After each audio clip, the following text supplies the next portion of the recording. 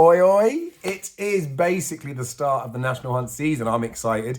We've got Chepstow Friday, Saturday, Fosslas, the Welsh Champion Hurdle on Sunday as well. There are some really nice supporting races on both those cards. As it stands, ground looks a bit quick, so fingers crossed there is a little bit of wet that gets in there, but wouldn't necessarily bother me too much, especially from a, enjoying the racing and potential punting perspective. We've had a summer full of hard ground, so maybe we're not expecting a deluge of rain. We're not expecting heavy ground horses to be specialising at Chepstow's season opener. I do have some thoughts on key pointers, trainers, stuff like that we're going to go into, but that's not for this video. This is more to talk about content for the season and first little look at some anti-post insight. Now, I talked about it last season that I wasn't having any anti-post bets just purely for the fact that I just can't get on. I can't get enough accounts together to be able to guarantee that if I'm smashing hundreds of bets or even potentially into the thousands, that I can always get as much as I want to get on. So this season will be very much the same. I may this year have a couple of individual, maybe like bigger stake bets. So usually my normal stake would be £25 a point. So if I fancy something anti-post, I might have 12.50 or I might have 25 quid on it, but I might do that a number of times if I want to get stuck in a little bit more. This season, if I do have an anti-post bet, I'm thinking more I might want to stick a couple of £100 on in one hit. So going into a bookmakers, I might be able to get that done. What I do think is going to be important is I will still share my anti-post views because I know a lot of you guys still want to hear it. And I do think it's important to really mention that, obviously it's just my opinion. I do fancy myself as a reasonable judge. I wouldn't be doing this and I wouldn't be suggesting my thoughts or putting my impressions onto you guys if I didn't think I could back it up with actual results. So I'm going to be doing a couple of different things this season in terms of content. So Fridays, I'm going to be smashing out a video every single Friday, regardless of bets that I'm probably having for the weekend. Now, they're going to be scaled slightly. I talked about I wanted to focus more on the bigger bets last season. I've sort of reached a pitch now where I want to bet as a punter too. So as a fan of the sport, I will still be having bets of a weekend. They will be lower stakes and you will see that. I will publish how much I'm having on each horse, at what price, who I've backed it with, what time, etc, etc. Then I will be having a few bigger bets through the season. I'm happy to do this because I want to get stuck into a few bets. I think there's some good value and I want to put my money where my mouth is. I'm also, through the season, as I make opinions and bold statements about horses, I'm going to put my money where my mouth is. So if there's a horse that I really don't like for a race, I'm going to look at laying her if I think the price is right. And the same as ones that I do really fancy, I'm really going to try and get stuck into them. So I'll have like a continual profit and loss spinning through the season with that. At least that's the idea.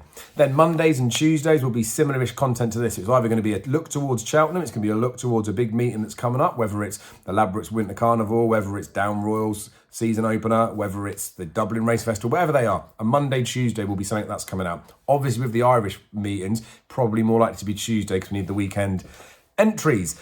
But I'm also going to chuck in a couple of weird extra things. So I did the video last week about the horse racing stuff. There's something that's going to be coming out next week or the next couple of weeks about the wisdom of the crowd, a concept that I don't know if you're aware of, that basically talks that the combined and average view of a large number of people is more accurate than the singular view, even if it is of subject matter expert. And I wanted to see if I could apply that to horse racing. So I'm going to do a few of those filtered in as well. And then I'm going to try and get some of the boys involved as well. So I'm going to get Daryl on as much as I can. I'm going to try and conk up Matt again. I know he's really busy and we basically mostly talk now about horses, but I'm going to see if I can get his opinion. I know you guys would appreciate that. Jamie, I managed to see him the other day. So that's going to be at the end of this video, talk about his horses to follow. And what I'm also going to do on the Mondays is, with this content when people are going to be coming on, I'm going to start giving my take on other people's anti-post selections. So this isn't me to dig people out, but there will be a difference of opinion in certain places. And I feel like it's important to get a balanced argument with most things because people might back me blind. And like I say, I'm confident of my selections that I will do that. But I will always say it's important to get a balanced argument, look at what other people are saying, and then judge it for yourself. Because ultimately, you're gathering information to make your own decision. There are lots of decent content that's going out there. Obviously, Josh and Andrew of Let's Talk Racing are absolutely smashing it. They have an anti-post series and it's so good to watch. Like, these are the sort of people now with the volume of numbers that are watching it, they could potentially be moving markets as well. And from an anti-post value perspective, sometimes you just want to get on to beat the price. Don't know what's happened with Up in the Ante now that Gavin Lynch is charging £400 a year. We've got the Jump Show. So that's Dan Overall, Jake Price, Matt Willoughby.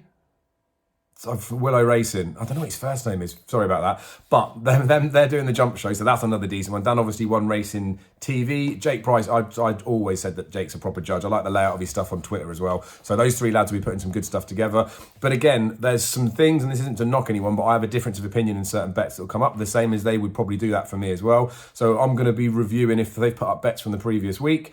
Mark Mackay will be in there as well, hopefully, because he does his anti-post stuff and he's a solid judge as well. But all these people that are putting things forward, it's not me to poo-poo it. I just want to give my opinion on what's happened. And I think that might be a more valuable anti-post view, because lots of people could be talking about the same stuff. But again, it will just be my take on things. So without further ado, if you do want to see that sort of stuff, obviously I've told you the Monday, Friday schedule. Please just subscribe and click the notification bell, because you'll be told when a new video comes out. Also mention in the comments below if there's anyone in particular you think I should be looking at in terms of the content they're checking out towards Cheltenham to review or to get on the show to talk to discuss racing, because that's what I'd like to do again this season, collaborate. But it's by the by. This video is going to be more about a quick anti-post insights on my view on a few of the races. As I say, I spoke with Jamie. We met up in Bedford. He flew all the way over just to talk horses with me. Sound quality on that will be a little bit interesting because it was in a Wetherspoons, but I'm going to put that in and then I'll be talking about the anti-post stuff. So without further ado, let's listen to Jamie and then I'll give you my anti-post stuff. Look who I'm joined by. Jamie Wren has flown in especially to record this. We're currently getting tanked up in a Wetherspoons. We were talking horses, so we thought we might as well record for you guys to hear it too. So, we need to shoehorn our way in to Cheltenham. Let's get the focus on what the horses you're looking forward to. Shall we just go for the bog standard novice hurdler, novice chaser, season hurdler? Yeah. I'll leave it to you. Jamie's going to tell us the horses to follow. Not just for the season, for Cheltenham. That's all we give a shit about. Let's make some money at Cheltenham. Where do we go? Novice hurdler. Fatso Vega, don't say it. I'm going to go for a horse called, and we were talking about it earlier, Dave, and it's going to be an English horse. And I think if Nicky Henderson thought Constitution Hill was good, he's kept a horse called Firestep. I'm really, now, you hear all these people on Twitter about Jack Power because he's on with the Donnellys and the same Shishkin and all that. Look, we'll see how good he is, and I hope he is good. Fair play to him. He likes the Brahmin horses, Untubber, and what's the other one? Barry the Butcher is another one. You have to see these horses. They're only coming out of a point field. You don't know if they're going to be 2, 3, 2.5 mile horses, right? But I just like what Nicky Henderson said. Is this horse? They thought it might have been better in Constitution at looking him in the gallops, and that'd be my novice hurdle.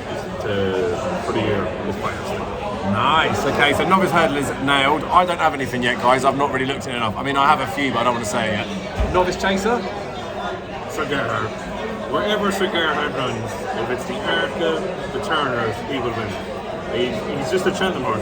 Forget about these punches nowadays. Look, I'm an avid fan of a three-stripe light. You know what I mean? If Sir Gerhard goes in the Arca, I'd have him. And if the three-stripe light goes in the Turners, I'd have him. If the nice guy goes in the Brown Advisory, now it's called, I'd have him. I suppose National Hunt Chase. Gellard O'Neill is the wise guy horse. Look, get our horse in front of the salt that I took last year, God help me. Right? But look, Sir Gerhard. It's Sir Gerhard. There's Dice Heart Dynamo there, there's Appreciated.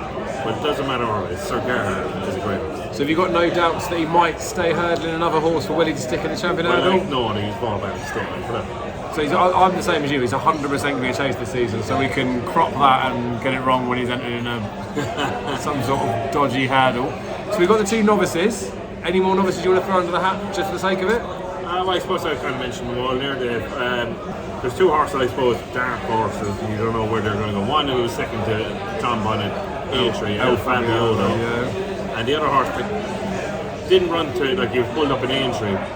And there's something telling me this horse is good. It's called, I'm saying it again, another Nicky Henderson horse. And it's walking on air. It's got her own boy, tail walker out. They think this horse is very good. And just give him a chance. It could be, I'll put this way, maybe it could be a Feltham horse on Boxing Day in the King George meeting. Have a look at him. He might run. He might be a sharp price on the day. And hopefully he wins. You know what I mean? He's definitely a dark horse for me in my head, walking on air. I like it. So we've got three novice hurdlers. Let's go. Seasoned chaser before we do. No, seasoned hurdler. Let's go for the shit first. I suppose Florian Porter is an impressive winner. He's good, isn't he? He's got a bit of a screw loose though, isn't he? Back in his good old days. If someone took him on, Dave, I like to see how good he is then. Like, a burn up when that was stayed that year. Oh, we got a Liz Nagar Oscar winner. I suppose the two horses that stick out in my head for the stairs early, something like Brahma's Flora and Border, and the obvious one is Zenia. Stepped up to 3 miles. Yeah, needs it, yeah. And there's one horse that thought it was a Coral Cup horse, and he is a graded horse. From left field, and he's 33 to 1 with some firm I saw that, is the Devil's Coachman. He can't jump a fence. He's a Matt Manus horse, and he might have it squeak each way down the line. Give him a chance. He's going to probably run at that 2.5 mile going hurdle. No, there's one there before Christmas at Navan. I can't remember the name of it. This Mullen Hurdle. You might see him there. There's something telling me that horse is good. And, so he could be a handicapper, couldn't he? But if he makes it to the Stayers Hurdle field, then he's already said him now. Yeah, exactly. Can't lose with those sorts of tips. May not even run. But let's move on to the season chasers, the money shot. If he would have won the Turners, it's got a chomp. Everyone wants to see how good he is. Is he going to be a 2 miler? Is he going to be a 2.5 miler? He's sure to be wrong. Like, I don't buy into this. I'm sorry, crap that he has to go from the front. Look at when he won the Martin Pipe. Yeah. Sean O'Keefe had him 4th bit every time up this stand. They'll ride him to get the trip. Willie Mullins doesn't have a goal cover. You know what I mean? He has. He's 2 mile chasers, he's hurdlers, and all that. But he Galloping the Champ, like, if he stays in the Gold Cup, he'll win the Gold Cup. So my thing with Galloping the Champ is, he's obviously very exciting, but we just know historically when novices step up to open company, especially when it's the Gold Cup, like it's the holy grail of jumps racing, it's a fucking hell of a jump to go from winning a handicap hurdler as a novice hurdler, you picked up a Turners where there was 4 runners and you actually fell at the last, to then all of a sudden being a Gold Cup standard horse. I'm not saying that he couldn't be, because he obviously got a load of ability, but I would be more of the persuasion that I think he might be overbet. I think he could be short, but then the bookies know better. I think you'll get some prices about him. So for the big targets earlier on in the season, maybe Savills Chase or something in around Christmas, where do you think Willie will actually put him in to get his first big test? I suppose if you look at Dave, if Allaho doesn't go to the John Durkin, you'll probably see Galloping the Champ in the Durkin. Yeah, so when's his first actual challenge? He'll probably run at the DRF in the 3 miler, the Will Race Conflated one last year. Do you think he'll swerve Christmas for a challenge?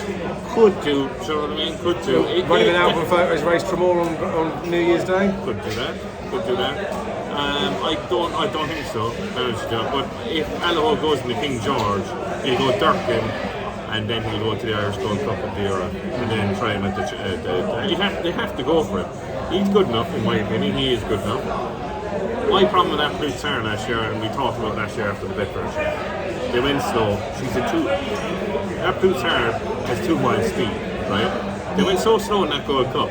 That's the reason he ran away by 15 lengths. If they went fast, he would not win a Gold Cup by 15 lengths. But the biggest problem, what's coming up? There's not Lam Presse, he's a deluge. At high senior will never win a Cheltenham, in my opinion. He might, you know what I mean? But no, I mean, what's coming up? Monkish might come up. Do you know what I mean? There's another one. Monkish is gone, Do you know what I mean? So that's a massive problem. It'll be interesting to see how the season goes though, because like I say, I'm an advocate for horses running against the proper horses. I would prefer to see Galloping the Champ swerve a few of them, because it is a big step from that novice to go into open company. Fingers crossed we've got an exciting season coming anyway. I'm going to wrap it up there. Thank you for flying over, Jamie. And one horse for the road. Is it an Irishman? Better times ahead will win the bumper at Cheltenham. And I'll give you another horse. Night and Day for the Mayor's Novice. Write them down. So, where better place to start than the Supreme Novices Hurdle? I do want to keep this fairly short. Screen recording is obviously up so you can see what I go on there, but we're just going to quickly run through the races again quickly, as quick as I can, just because I think it's important to get a little bit of a view out. Now, Fatso Vega was obviously a very, very impressive winner of the Cheltenham bumper last year. Fantastic at Punchestown too. It's one of those, he's one of those horses where the Cheltenham Festival was such a deluge that it potentially could have been a problem. I laid Fatso Vega in my bets, didn't I? Because I thought that the price was wrong. And I was right in that instant because he did drift out a little bit. I didn't trade the position, but it was the reason for the lay. But I was pretty impressed with him, to be honest with you. I really don't want to be taking 5-2 about any horse for a Supreme this far out. We've talked about in the past plenty of horses that have gone and won things, like more recent legendary horses that go off at decent prices.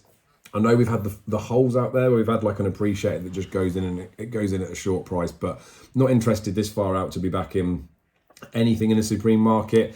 There will be some things at bigger prices that are going to start to lure ourselves in. So something like Dysart Dynamo last year at the right time was the right horse to be getting stuck into.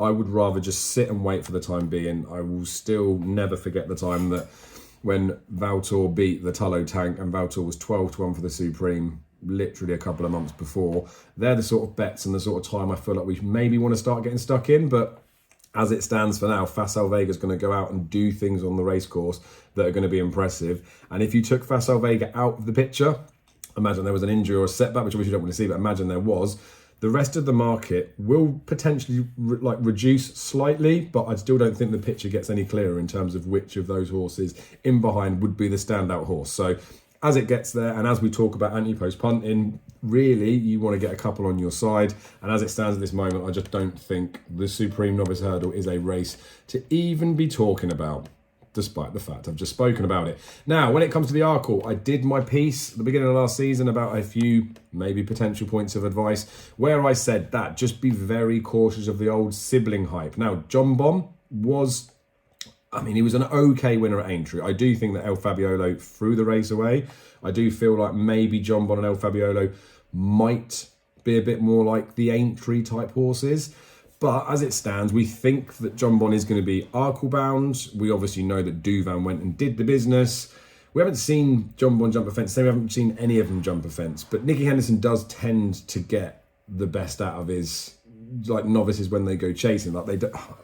There will obviously be some, but they don't seem to make a massive amounts of mistakes. So none of those things are concerned. There is still that little element of John Bon. You know what they did last season, tactically try and get in his head. And obviously it didn't work, but I do still have that slight about him. I don't know whether it might be in his jumping or whatever it is. I don't know if it's a lack of confidence, but there could be something in and about him. But the long and the short of it is I'm not into backing him at 5-1. Sir Gerhard, I think has to go chase him.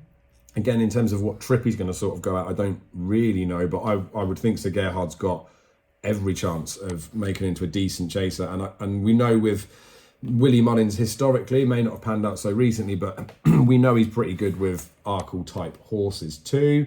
And then obviously it starts to drop a little bit further down. Now, appreciate it came back from that big layoff to running the Champion Hurdle and was poor. I've always seen Appreciate as an absolute slogger. I know he did go and win a Supreme, but again, price-wise, doesn't really lure anything in there. There are some that might be in and around this 10-12-1 bucket that could be good, but again, I'm not so fussed about them. So Dysart Dynamo did enough at Cheltenham to put me off him going that way round, and the keenness and all those sort of things, it may die down over fences, but I would just say for people that are anti-post punting, just keep an eye on the entries for these types of horses that are the bigger prices. See when they're declared to run it in a novice chase for beginners. You can see the historical winners of those races if you use Irish Racing especially. Racing Post, you can get it. Sometimes you have to pay. But you want to see the target races that trainers go for. And then you might want to have a little dapple onto the anti-post stuff. That's the advantage of people that have got the account and the ability to cash out, which I know Bet365, they do tweak it about a bit if a horse goes and runs and then maybe doesn't run that impressive, but maybe shortens. But I'd still try and use your advantage in the fact that you can back them fairly close to when they're about to run and get a feel for how they've got on. And sometimes you can even get a couple of quid on after they've run. So that's the tactic. Keep an eye on these horses that will be going novice chasing and when they might run in a race. Now, like I say, John Bon would be there for all to see as a potential Arkle winner. Is 5-1 giving anything away? Absolutely not. And he could be a horse that will shorten up as time goes on. I remember when Simon Sigg won the Arkle and he was about 3-1 maybe before his second start. He'd already run over fences and then he crapped home in that, and then it was never a competition for the rest of the season. But within this, what's John Bon going to do in his first start that's going to make that price contract unless he comes up against someone? And if he comes up against someone, then there is potential for him to not do so well, and then the price could go out, but then he could still improve and run well after that. So the short price ones at the head of the markets, you need to just swerve away from. We won't look at the handicaps because we'll leave that till nearer the time, but we will get the winners of these. Obviously, the Champion Hurdle's an absurd type race, I guess, from this far out, because Constitution Hill, the highest rated novice for God knows how long, looks an absolute monster, doesn't he? And I'm happy to take that as it is, regardless of fields behind or anything like that going on. Constitution Hill looks like an absolute aeroplane. 6-4, though, about a horse that's not run an open company yet, that has only had a handful of races and has only really had that one race at Cheltenham. We've seen novices going into open company, especially when it happens with the juveniles. I know it's a different thing, the 4 to 5 year old step, but Constitution Hill's got to get challenged or tested at some point to maybe develop. The perk of being British and running over here is that there isn't really anything that's going to challenge Constitution Hill in terms of hurdling over here. Epatante will be probably geared towards the mares, so Constitution Hill is not going to have those types of horses to go against, which means even when you look at the betting in here, the next best British challenger, if we forget Epatante because Henderson wouldn't ruin them against each other and they're not going to go, John Bond's in there, we've just talked about for the Arkle. We're literally going so far down to try and find a British horse that he potentially could have to go against. It could be any sort of challenge. He's just not going to get any sort of competition at all this season. So he'll go about his business, he'll do stuff. Again, the price-wise, I cannot imagine for the life of me, when you see what Honeysuckle's prices have been over the last couple of years, that Constitution Hill's going to go off an obscenely short price just off the back of impressive wide margin victories. And there'll be potential price boosts near the day. So all I'm saying is you'd be mad to get stuck into Constitution Hill this far out because of what can happen over time. So I'd rather get stuck into him at, say, 4 to 6 on the day than back him at 6 to 4 now, because on the day, you know he's there. We've seen what's happened in between, etc., etc. Now, Honeysuckle, every chance that she's going to get to champion hurdle status again. She's, again, not a value price to back. I think a lot of people are possibly thinking that what she's done is already incredible and she can't possibly sustain that. And as I talk about, when you look at the betting in behind, she is potentially going to have a lot more competition, especially from Close Sutton. So there's options for her to be clashed against, but she does seem to swap the competition to one side. And again, being a novice to go up against something like Honeysuckle, I wouldn't want to test that. So as it stands at the moment, I don't fancy anything aside from Constitution Hill or Honeysuckle in terms of a bet, but it wouldn't necessarily surprise me should Honeysuckle retire this season or something goes amiss in terms of injury, but goes amiss in terms of she gets her first defeat and things change. That doesn't mean she couldn't do it at Cheltenham, but you know what I mean. Constitution Hill, again, he's just expected to cakewalk every single race, and that should and hopefully will happen. But should it not, his price can only go one way as far as I'm concerned from an anti-post perspective, which means some of these other ones in behind could shorten up, but there isn't anyone in behind that would shorten up, I don't think, in terms of ones I could fancy. So it's very much a market just to sit, wait and see how things unfold. And really helpful, Dave. Really helpful. Mayor's Hurdle, there would be one I'd want to get stuck into. I noticed that Bet365 have chopped a few prices down recently, but Epatante for the Mayor's Hurdle, I think she's a stonking bet, 6 to 1. I put her up for the race last year. They didn't run her in it, did they? They ran her in the Champion. Went to Aintree, stepped up to 2.5, went and got it done. She will win the Mayor's Hurdle. I have no doubt about that. Absolutely no doubt. So I think 6 to 1 about her is mega. She would be one that I could be tempted to get a few quid stuck into.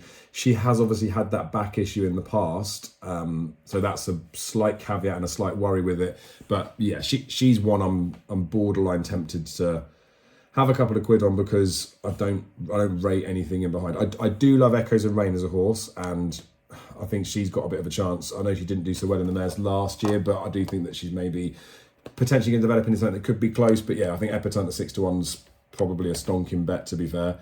So rip that apart if you want. Right, we're getting on for 10 minutes just for Tuesday, so I'll try and waffle a little bit quicker. So National Hunt Chase, again, very obvious one, Gala de Mesnil for people. I get all of that stuff.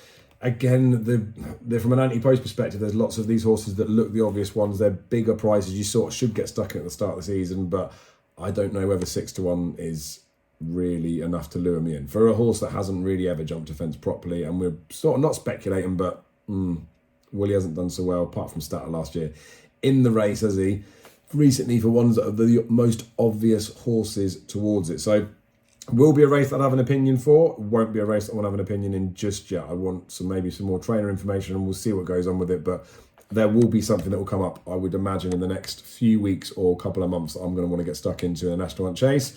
If I was anti-post punting, might not be one that I'd want to get balls deep stuck into, but as it stands, Epatante's on top of that. So we're going to move on to the Wednesday, the Ballymore. I think looking at it, Fatso Vega again, head of the market, could potentially go either way, but we'd expect Supreme-ish bound. American was okay to run. It was a good run at the bumper. I was impressed with the front two, to be fair. Very disappointed with him at Punchestown.